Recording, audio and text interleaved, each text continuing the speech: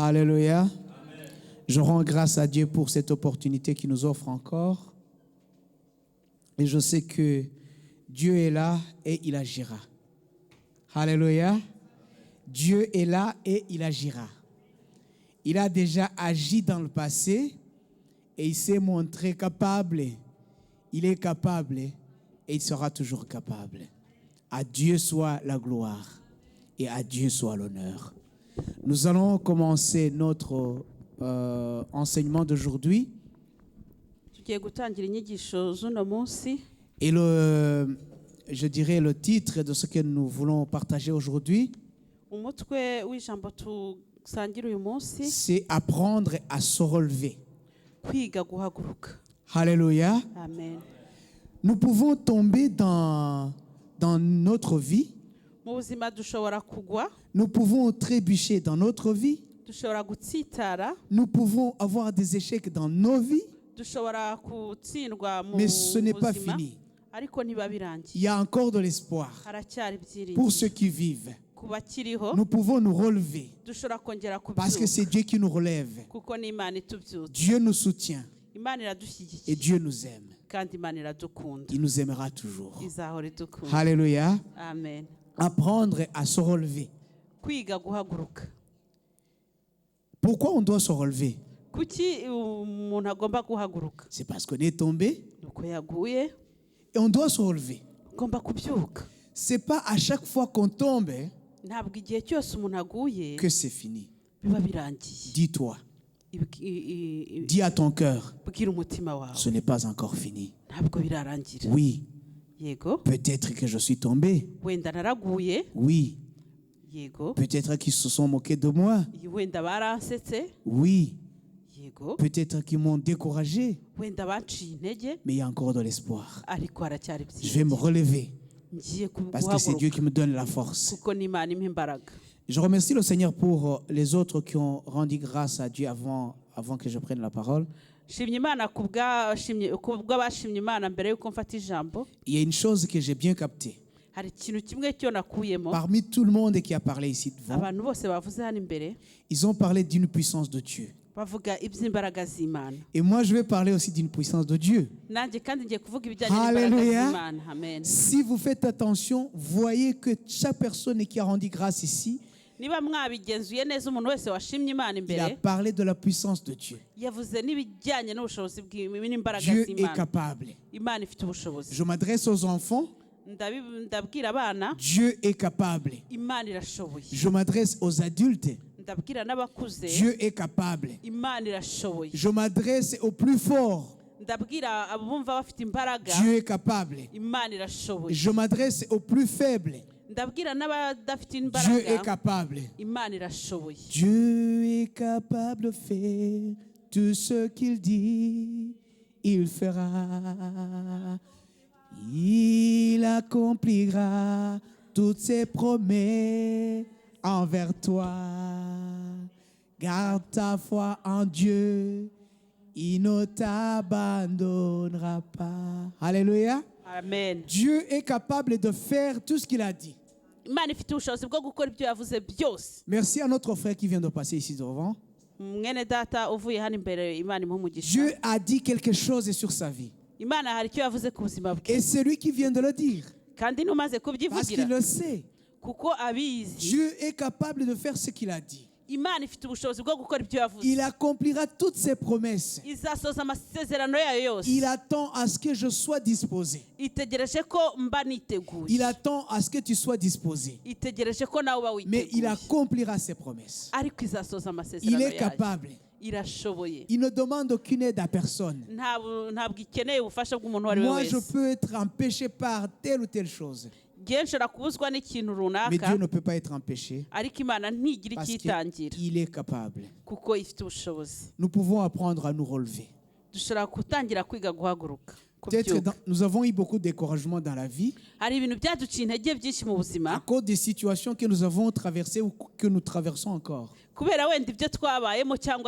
Le diable peut te chuchoter là où tu es. Tu sais, même si tu as dit ceci, rappelle-toi de cela.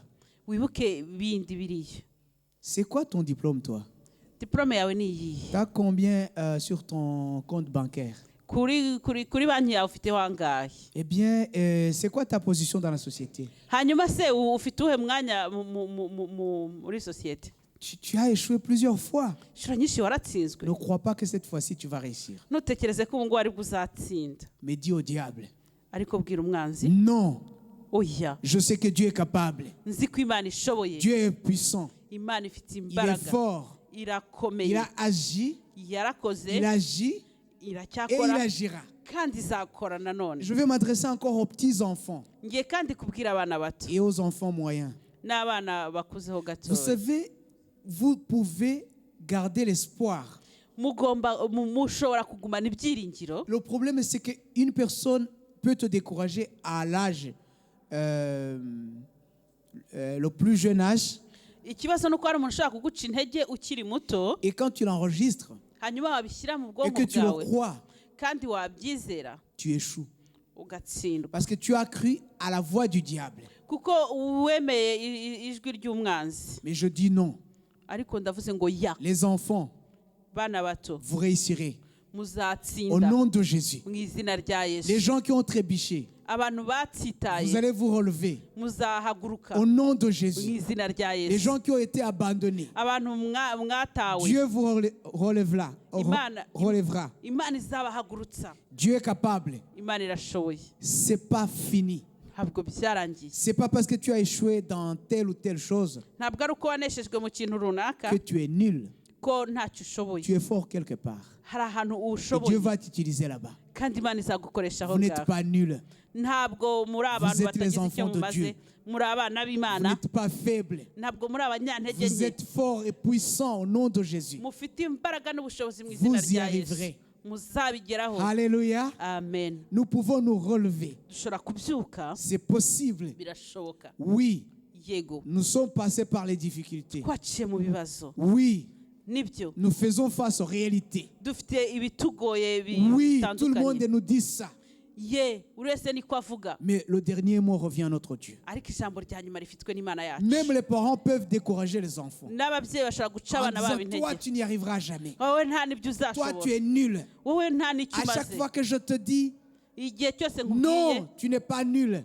hoya Tu as ntabwo trébuché. Tu t'es waratsitaye. trompé. Se Warayibeshye. tromper est humain. Kwibeshya bibaho Mais ni Dieu est umuntu miséricordieux. wese. Ariko Imana ni C'est pas parce que nyembabazi. tu t'es trompé une, deux ou trois fois Ntabwo ari uko wibeshye inshuro imwe ebyiri eshatu que c'est fini pour toi. ko birangiye. C'est pas fini pour toi. Ntabwo Il birangiye. y a encore du chemin à faire. Haracyari inzira. Nous pouvons apprendre à nous relever. Dushobora guhaguruka. Alléluia. Amen. C'est encore possible. Biracyashoboka. Peut-être on t'a dit, Wenda barakubwiye on t'a parlé de tes origines. bakubwira On inkomoko t'a yawe, parlé de tes échecs. bakakubwira aho On wagiye t'a parlé uneshwa, de tes maladies. bakakubwira uburwayi On t'a bwawe, parlé de tes déceptions. bakakubwira ahantu On t'a wagiye parlé de utsindwa, tout ce que tu veux. bakakubwira ibyo byose byakubayeho. Mais dis-toi, Ariko ubwawe il y a une wibwire, chose que vous n'avez pas encore dite. hari ikintu mutaravuga. C'est que Dieu est avec moi. Nuko Imana iri C'est que kumwe Dieu est nanjye. capable. Nuko Imana Me ishoboye. rendra plus fort. Izankomeza. J'avancerai. Nzatera J'y imbere. arriverai. Nzabigeraho. J'ai la preuve. Mfite C'est que je suis ibimenyetso. encore là. Nuko nkiriho. Celui qui m'a gardé, il me Uwandinze gardera encore. azakomeza Il me fera ndinde. avancer. Me fera Azantambutsa. réussir. Il est Azantsindira. capable. Arashoboye. Je me relèverai. Nzabyuka. Alléluia. Tu te Amen. relèveras. Uzahaguruka. Nous allons voir d'abord la première partie. Tugiye kureba igice cya mbere. Je sais que je me relèverai. Nzi ko nzahaguruka. Et toi aussi d'ailleurs. Nawe kandi. Tu te relèveras. Uzabyuka. Lisons Michée. Some muri Mika. Michée chapitre 7 Mika ibice 7 et verset 8.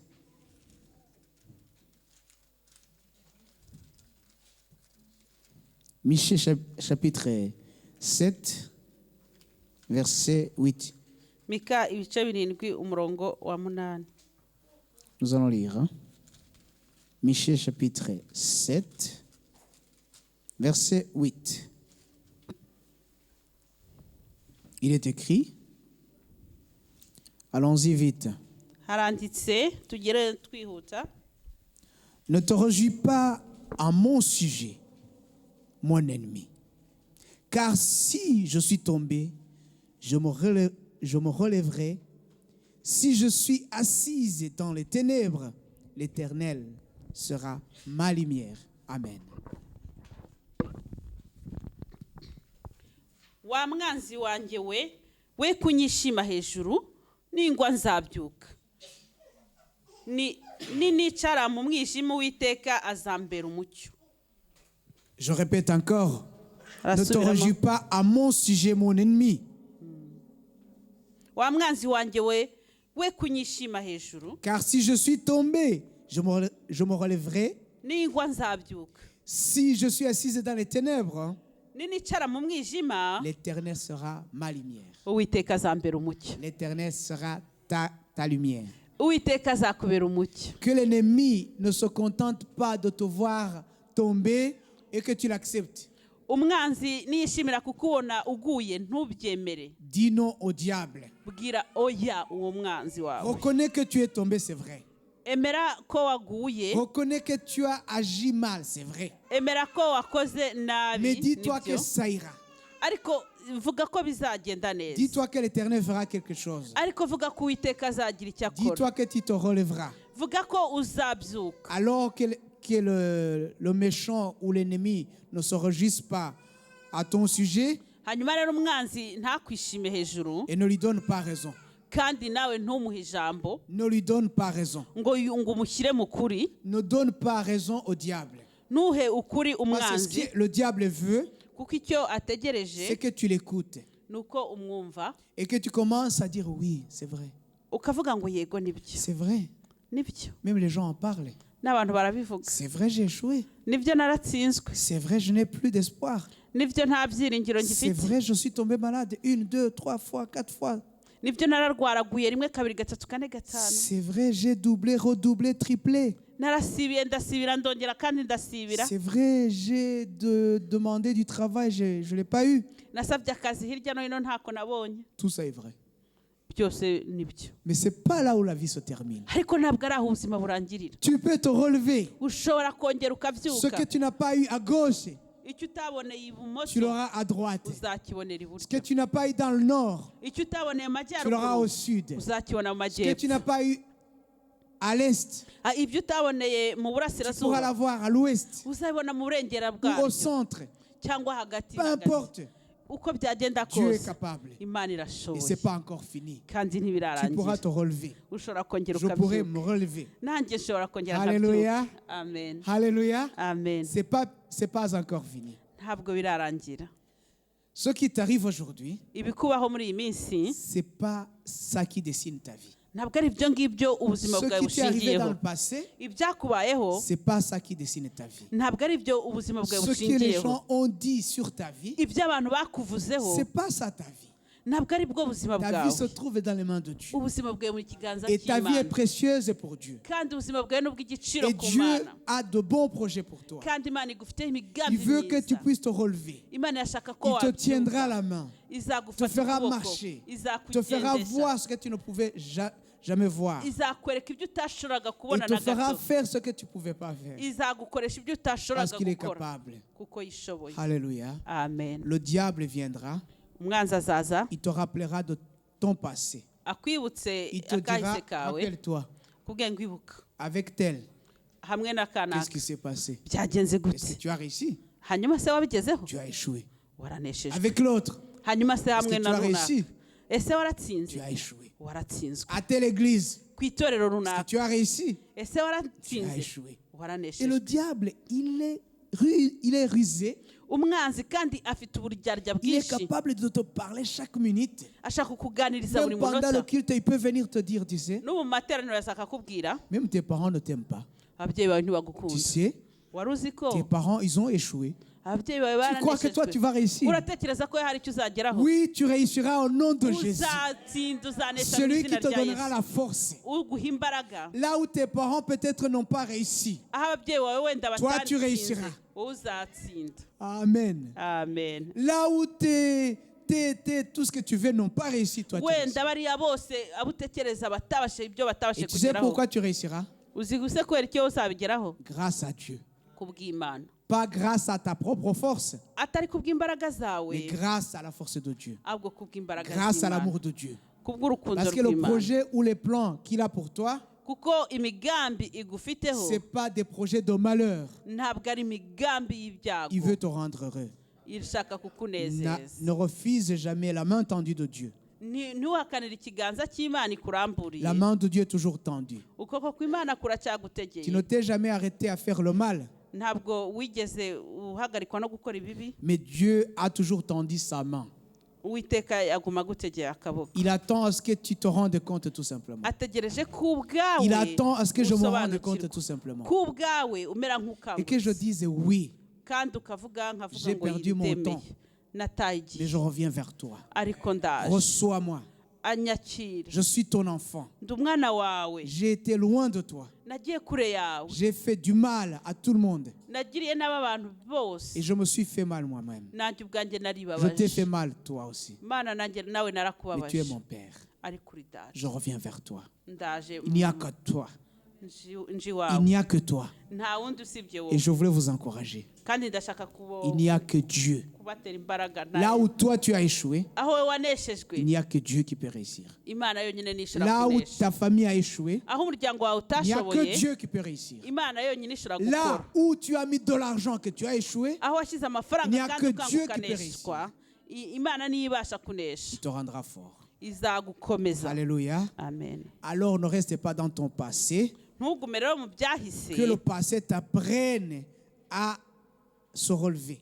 ahubwo ibyahise bikwigishe kubyuka Que les difficultés auxquelles tu fais face ibibazo waba urimo te donnent la force de t'accrocher à Dieu. biguha imbaraga zo kugundira imana Alléluia. amen Lisons Jacques. some muri yakobo Jacques chapitre 1er. yakobo igice cya mbere Jacques chapitre 1er, yakobo igice cya mbere versets 2 à 4. Jacques chapitre 1er, yakobo igice cya mbere versets 2 à 4. umurongo wa kabiri kugeza ku wa kane Mes frères, regardez comme un sujet de joie complète les diverses épreuves auxquelles vous pouvez être exposés, sachant que l'épreuve de votre foi produit la patience. Mais il faut que la patience accomplisse parfaitement son œuvre, afin que vous soyez parfaits et accomplis sans faillir en rien. bene data mwemere ko ari iby'ibyishimo rwose nimugubwa gitumo n'ibibagerageza bitari bimwe mumenye yuko kugeragezwa no kwizera kwanyu gutera kwihangana ariko mureke kwihangana gusoza umurimo wako mubone gutungana rwose mushyitse mutabuzeho na gato. Mais il y a une parole ici qui est assez compliquée à comprendre. hari ijambo rigoye kuryumva À kurisobanukirwa chaque fois que nous faisons face aux difficultés, igihe cyose duhuye n'ibibazo c'est souvent le moment où nous chutons. niho inshuro nyinshi umuntu agwa C'est souvent le moment où nous commençons à nous poser les questions. niho umuntu atangira kwibaza ibibazo Si Dieu vraiment existe, niba imana koko iriho pourquoi cela m'arrive? kuki ibi bimbaho Pourquoi ceci arrive à ma famille? kuki ibi biba ku muryango wanjye Pourquoi? kubera iki J'ai prié, narasenze j'ai donné les dîmes, natanze j'ai donné ibya les cumi offrandes. natanze je amaturo me suis donné à l'œuvre de Dieu. Pourquoi ceci naritanze m'arrive? umurimo w'imana kuki ibi bimbaho Mais la parole de Dieu nous dit ici, ariko ijambo ry'imana riratubwira mes frères, bene data regardez un sujet de joie complète les diverses épreuves auxquelles vous faites face ou auxquelles vous êtes exposés. bibabera iby'ibyishimo nimugurwa gitumo n'ibibagerageza Et si quelque chose de mal m'arrive, niba rero hari ikibi comment je kimbayeho peux être heureux? nabaho neza gute C'est nakwishima parce que dans tout cela, nuko muri ibyo byose Dieu est derrière en train d'agir.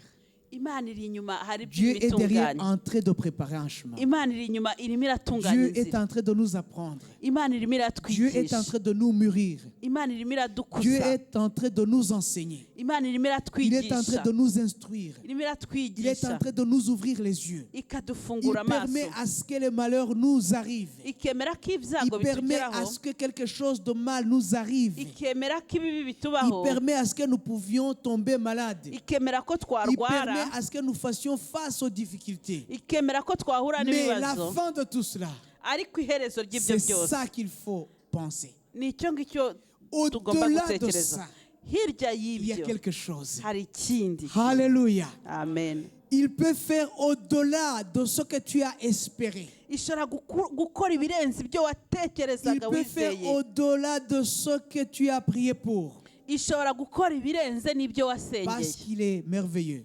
kuko ari Il est imana capable. nziza Tu irashoboye pourras te relever. ushobora kubyuka Oui, tu fais face aux difficultés. yego nibyo koko uri mu Mais tu pourras te bikugerageza relever. ariko ushobora Parce que Dieu kubyuka ne t'a pas appelé pour tomber. imana ntiyaguhamagariye Il t'a kugwa appelé pour te relever. yaguhamagariye kubyuka Prends la vie facile. fata ubuzima mu buryo bworoheje Ne complique pas ta vie. we kwigora cyane Je vais donner un petit exemple qui m'a été donné par un diplomate que nous avons rencontré récemment. ngiye kubaha urugero umudiplomate duherutse guhura yambwiye Mais ce qu'il m'a dit n'a rien à voir avec la diplomatie. ariko ibyo yambwiye ntaho bihuriye n'ubudiplomate Et il nous parlait de son grand-père yatubwiraga tuganiriza kuri qui sekuru lui disait de prendre la vie facile.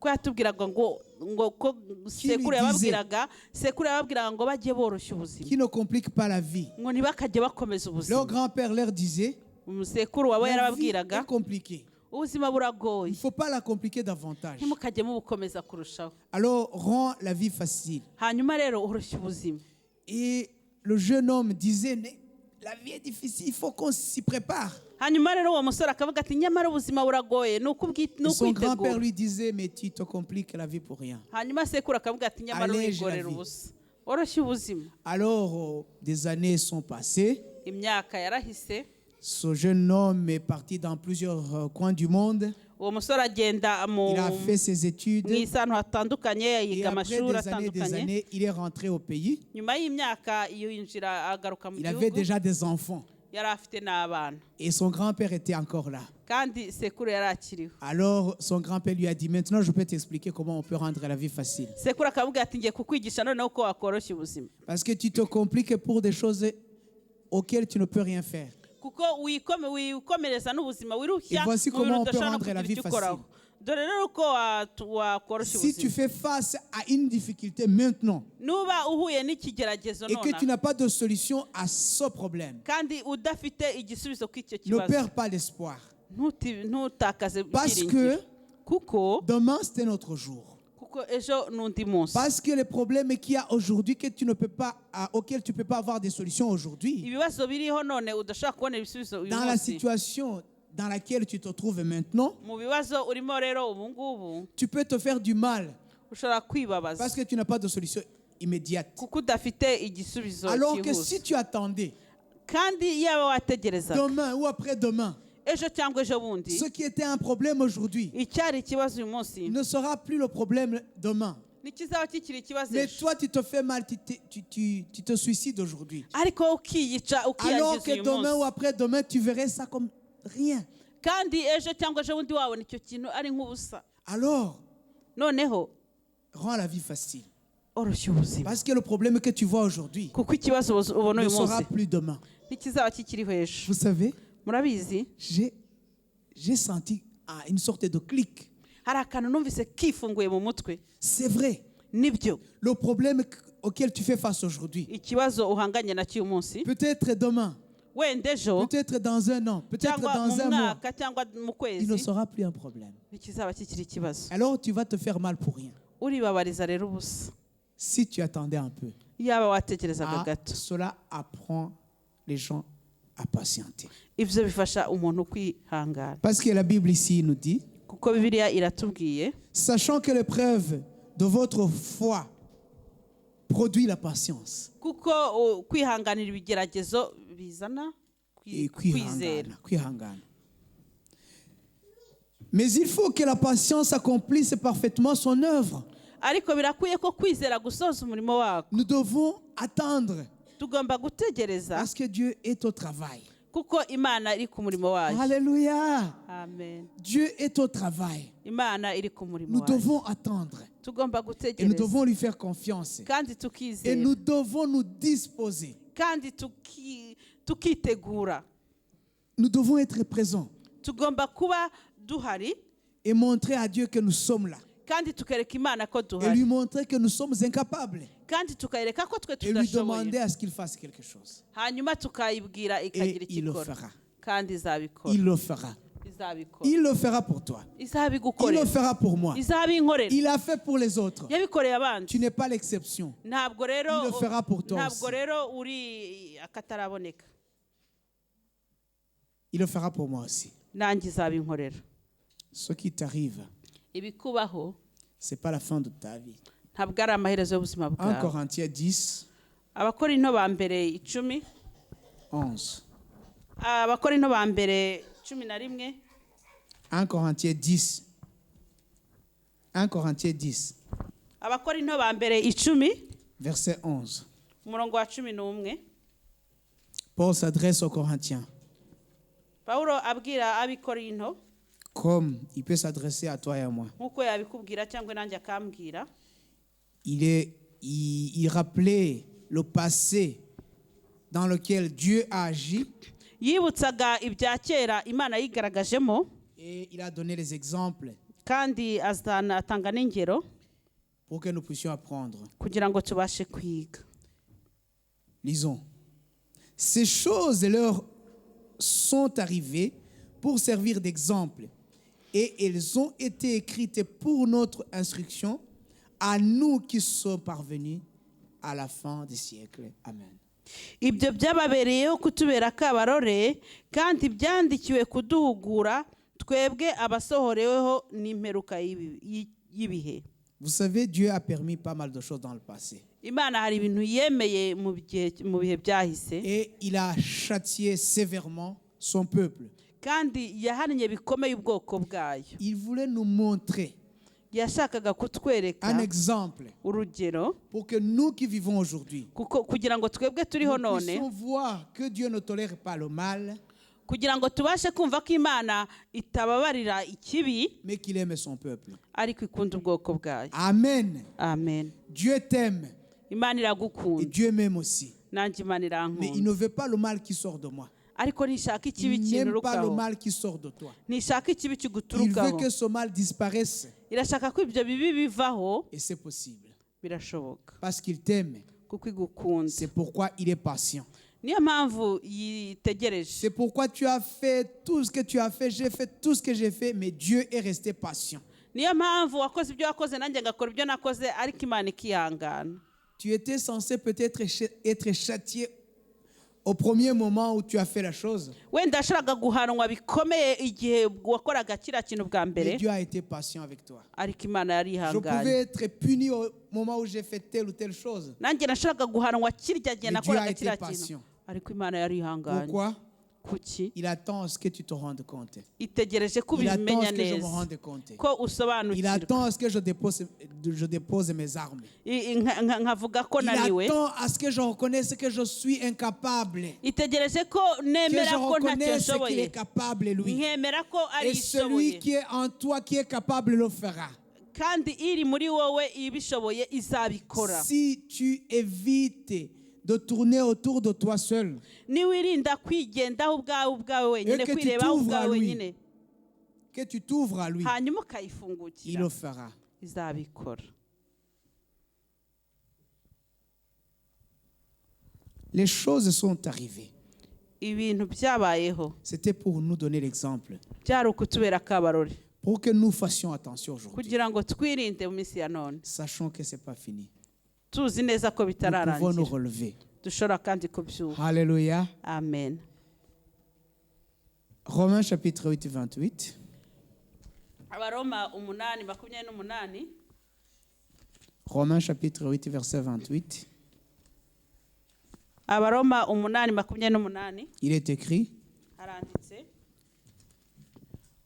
Nous savons du reste que toute chose concourt au bien de ceux qui aiment Dieu, de ceux qui sont appelés selon son dessein. Amen. kandi tuzi yuko ku bakunda imana byose bifataniriza hamwe kubazanira ibyiza ariko bahamagawe nk'uko yabigambiriye. Toute chose concourt au bien de ceux qui aiment Dieu. Kuko ari bifataniriza hamwe kubazanira ibyiza. Toute chose concourt au bien de tous ceux qui aiment Dieu. Byose bifataniriza hamwe kuzanira ibyiza abakunda imana. Alléluia. Amen. Il y a des chemins que nous empruntons Hari inzira tujya dufata et nous commençons à nous dire que peut-être ça va pas ou ça n'ira pas. hanyuma tugatangira tuvuga ko bitagenda cyangwa bitazagenda. Mais au nom de Jésus, ça ira. Ariko mu izina rya Yesu bizagenda. Au nom de Jésus, ça ira. Mu izina rya Yesu Ça a bizagenda. été dans le passé. Byarabayeho mu bihe Nous byatambutse. avons l'espoir que ça ira. Dufite ibyiringiro ko bizagenda. Nous avons l'espoir que ça ira. Dufite ibyiringiro yuko bizagenda. Qu'est-ce qui t'arrive maintenant? Ubu ni ibiki Qu'est-ce bikubayeho? qui m'arrive maintenant? Yewe ni ibiki bimbayeho? C'est pas sur cela que je dois m'attarder. Ntabwo ari byo ngomba gutindaho. Tout concourt au bien pour ceux qui aiment Dieu. Byose bizanira ibyiza. De ceux qui aiment Dieu plutôt. Byose biteranyirizwa hamwe kuzanira ibyiza abakunda Imana. De ceux qui aiment Dieu. Abakunda Imana. Tout concourt au bien. Byose Je biteranyirizwa vais vous donner hamwe. un seul exemple. Ngiye kubaha urugero rumwe. Il y a beaucoup d'Africains ici, je peux me permettre. Hari abanyafurika benshi hano nshobora Vous n'allez pas me kubivuga. prendre comme raciste parce que je suis africain aussi. Ntabwo muri buvuge yuko ndeba ku moko kandi nanjye ndi umunyafurika nkamwe. Il y a pas mal d'Africains qui rêvent de venir en Europe. Hari abanyafurika benshi batekereza kuza barota bafite inzozi zo kuza mu Burayi Qui font tout pour venir en Europe. kandi bagakora ibishoboka byose ngo Qui se bahagere. disent si on arrive en Europe, Ngaho ngo nitugera mu Burayi peut-être nos soucis auront fin. ibibazo byacu bizaba bibonye iherezo. Il suffit que je mette mon pied en Europe seulement. Icy'ingenzi ni uko nshyira ikirenge cyanjye mu Burayi. C'est triste parce qu'ils ne savent pas qu'il y a des gens qui se suicident en Europe et qui ont une vie de galère ici ou une vie de misère en Europe. Birababaje kuko ntibazi ko ni Burayi hari abiyahura cyangwa afite ubuzima bubabaje kurenza ubundi. En fait, Dieu est partout. Imana Si iri veut que ahantu tu sois hose. heureux en Europe, tu seras heureux en Europe. Niba ishaka kuzabaho Si veut que uguwe tu sois neza i heureux en Burayi Afrique, uzabaho tu neza. seras heureux en Afrique. Nishaka kuba uguwe neza muri Afurika Alors, uzakugusha un neza. monsieur, il a Hanyuma vendu tous ses biens. umugabo umwe agurisha ibyo atunze Il byose a fait tout pour avoir un visa d'aller en Europe, je ne sais pas dans quel pays. akora ibishoboka byose ngo abone viza yo kumujyana i Burayi sinzi ngo ni ikihe gihugu. Et il devait prendre un avion. Yagombaga gufata indege. Il avait eu son visa. Bon, je ne dis pas toutes les démarches précédentes. Yari afite viza ye ntabwo ndivuge ibyabaye byose. Et la manière dont il a obtenu son visa, c'est toute une longue histoire. Uko yabonye iyo viza ni amateka maremare. Et comment il avait prié plusieurs fois. Amasengesho menshi yakoze. Comment il avait jeûné. Uko yirizaga ubusa. Et à la fin, qu'est-ce qui s'est passé? Hanyuma rero byagenze gute? Il y a eu une erreur sur son visa. Kuri viza ye hari harimo agakosa. Donc, ils ont mal noté. Hari akantu banditse nabi. Quand il est arrivé à l'aéroport, Ageze ku kibuga ça a posé beaucoup de problèmes. bitera ibibazo byinshi. Et ils lui ont dit, il faudra que tu retournes à l'ambassade. Baramubwira ngo ugomba gusubira kuri ambasade. Si c'est pas du faux, Niba koko ari c'est à ikosa eux de ryabaye confirmer ça. nibo bagomba kubyemeza. Et de te donner un autre visa Bakaguha indi qui viza n'a pas d'erreur ou itarimo amakosa de justifier avec un document cyangwa bakaguha igipapuro que c'est bel et bien toi. bakaguha ikindi gipapuro cyemeza neza ko ari wowe. Eh bien, l'avion est parti.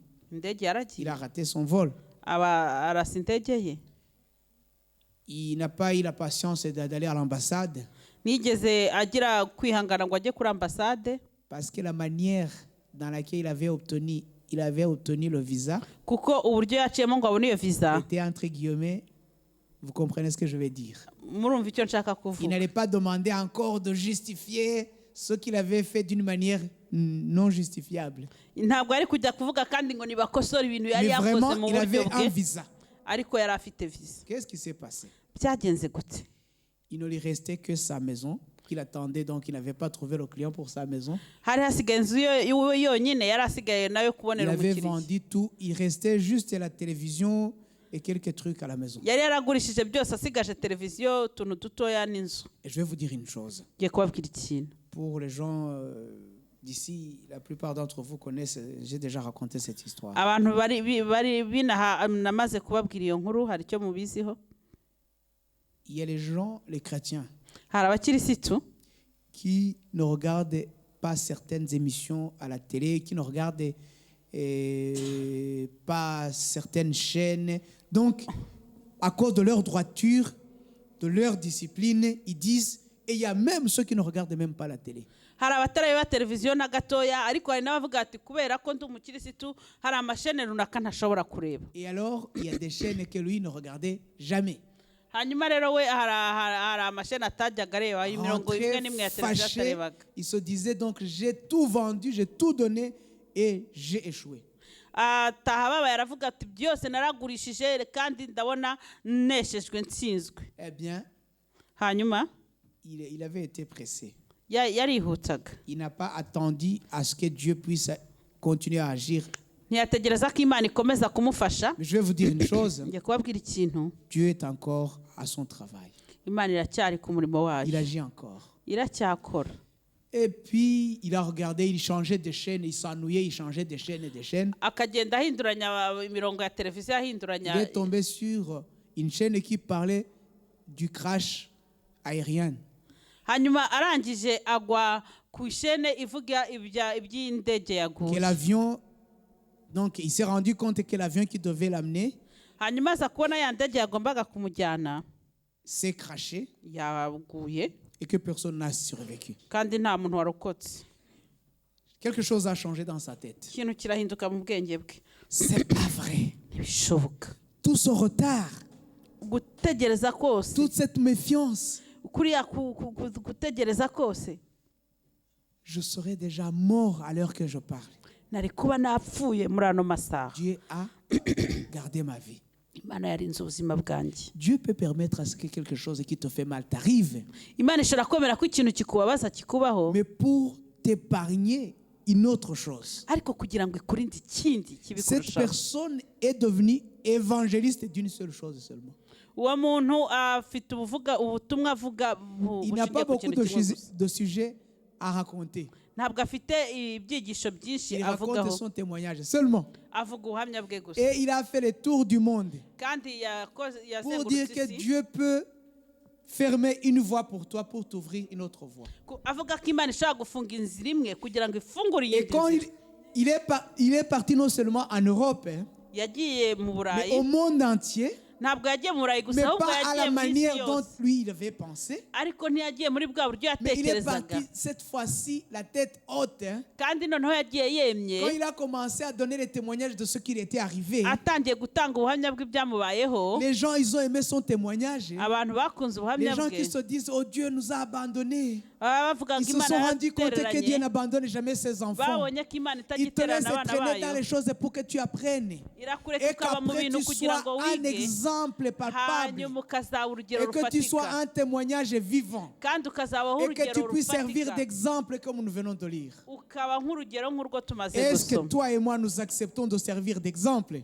ese jyewe nawe twakwemera kuba urugero? Mais si nous voulons servir d'exemple, hein, niba rero twemera kuba nous urugero, acceptons aussi les conséquences. twakwemera Mais à la ingaruka fin, zigendana nabyo. ariko nyuma yaho L'histoire finit bien. inkuru ikarangira Avec neza. Dieu, hamwe n'Imana l'histoire finit bien. amakuru arangira neza. Avec Dieu, hamwe n'Imana tout finit bien. byose birangira Parce que neza, tout concourt au bien kuko byose biteranyirizwa hamwe de ceux qui aiment Dieu. kuzanira ibyiza abakunda Imana. Ce qui te fait peur, ibiguteye ubwoba, ce que nous allons voir. ibiguteye ubwoba tugiye kureba. Qu'est-ce qui te fait peur? Niki kiguteye ubwoba? Je veux qu'on avance vite parce qu'on va terminer. ndifuza ko tugira vuba ko tugiye kurangiza. Mais tu as peur de quelque chose. Hari ikiguteye ubwoba J'ai peur de quelque chose. cyangwa hari ikinteye ubwoba. Disons la parole. Dusome ijambo. En Jean, Yohana wa mbere chapitre 4, ibice 4 verset 18. umurongo wa 18. 1 Jean, Yohana wa mbere chapitre 4, ibice 4 verset 18. umurongo wa 18. Il est écrit, haranditse, la crainte n'est pas dans l'amour, mu rukundo ntihabamo ubwoba, mais dans l'amour parfait bannit la crainte. ahubwo urukundo rutunganijwe rwose rumara ubwoba. Car la crainte suppose un châtiment, kuko ubwoba buzana igihano, et celui qui craint n'est pas parfait dans l'amour. kandi ufite ubwoba ntiyari yashyikira urukundo Je vais vous dire une chose rutunganyijwe ici. rwose. Nous avons tous failli à ce que Dieu nous demande de faire. Twese twatsinzwe iby'Imana yatubagiye gukora. Si on donnait le micro à chacune d'entre nous, Buri wese abashije gufata mikoro, peut-être il y a de bonnes choses que tu as faites, wenda hari ibintu byiza wakoze, mais tout n'a pas été parfait. ariko wenda byose ntibyagenze neza. Tout n'a pas été parfait. Byose ntibyagenze neza. Tu pourrais avoir un souci, Washaka kugira ibibazo, parce que tu peux avoir un souci kuko ibibazo bishobora kubaho. si tu te mesures à Dieu. Ariko wigeranyije n'Imana, Par rapport à ce que tu fais, ukurikije ibyo ukora, tu verras que tu n'y arrives pas parfaitement. ubona utabigeraho Je verrai que neza. je n'y arrive pas parfaitement. Nzasanga ntabigeraho neza. Mais Ariko une chose est sûre, ikintu ni kimwe, c'est que avec Dieu, nuko hamwe n'Imana, pour Dieu et kubw'Imana, par Dieu, kandi tout finira bien. kubw'Imana byose birangira neza. Alors la peur que nous avons vient de ce que nous avons fait. Ubwoba rero duterwa n'ibyo twakoze. La peur que nous avons vient de ce que nous supposons être. Ubwoba duterwa n'ibyo dukeka ko turi byo. Qu'est-ce que nous sommes? Turi iki? Si nous ne savons pas qui nous sommes, Niba tutazi abo turi bo, nous aurons toujours peur. tuzahorana ubwoba. Parce que nous nous dirons, Kuko tuzavuga nous sommes incapables. ngo ntacyo dushoboye, Nous n'y arriverons pas. ntituzabigeraho. Et nous parlons de nous-mêmes. Kandi Nous tukivuga, oublions qu'il y a quelqu'un qui vit en nous qui est capable. tukibagirwa ko hari uri muri twebwe ushoboye. Et qu'est-ce que le diable fait? Hanyuma umwanzi abigenza Il te ate? chichote et il te dit, Akakongora akakubwira, tu n'y arriveras pas. ntabyo uzageraho. Parce que regarde, Reba, tout montre que tu es incapable. byose biragaragaza ko ntacyo ushoboye. Mais moi, je dirais au diable, Nanjye nkabwira umwanzi, oui, moi seul, jyewe jyenyine je n'y arriverai pas. ntabyo nashyira, Tout montre que je ntashobora. suis incapable. Byose biragaragaza ko Mais ntacyo ushoboye. avec Dieu, Ariko hamwe c'est ce que tu as n'Imana oublié. nicyo Je wibagiwe. suis plus que vainqueur. Avec Dieu, Hejuru y'intsinzi. je suis capable. Hamwe Avec n'Imana Dieu, tout ndabishoboye. finit bien. Hamwe n'Imana byose birangira Avec neza. Dieu, tout finira bien. Hamwe n'Imana byose Alléluia. birangira neza. Amen. Dis-toi que tu vivras. Vuga ko uzabaho. Dis-toi que tu réussiras. Ibwire ko Exerce uzashyikaho. ta foi.